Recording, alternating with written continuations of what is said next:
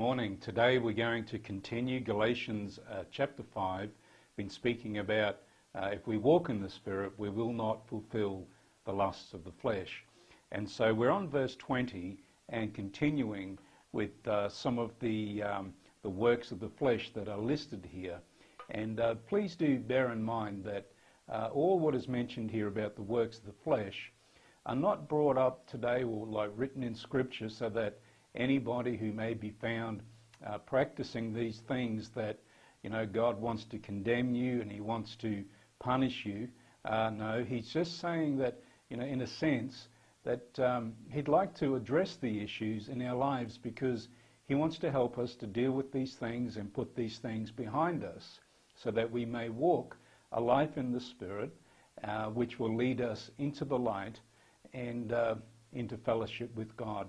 And this is his mission, because he loves you and he wants to fellowship with you. And we know that when we operate in the works of the flesh, it really hinders fellowship with God.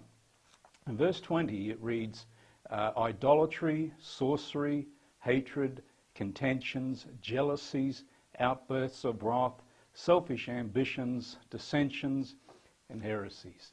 This may pretty much wrap up who we used to be before we came to Christ, possibly, I don't know. But this one here, idolatry, is a big one because, we are seeing more and more today, in this modern age that we live in, idolatry is becoming such a big issue. So what is idolatry? Idolatry, basically, it's when we put other things in place instead of God in our lives that we don't particularly bend down and worship things, but these are the things that we idolize, the things that we hold so dear to us. And we live in a time today where mankind is becoming so focused on wealth, on how they look, how they feel, what's good for me, that sort of thing, and rarely even give God a thought or a mention in their life. And so anything that is put in place of God can be summed up as idolatry.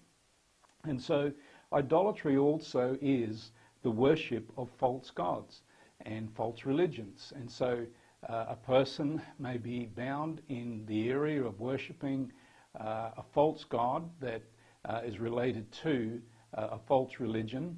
And these are the things that God's saying, hey, this is not what I wanted from the beginning. And that we've drifted from the one and only true God.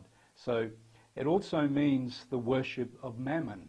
And tomorrow we're going to have a look at what this really means. But today is speaking about one of the works of the flesh being idolatry.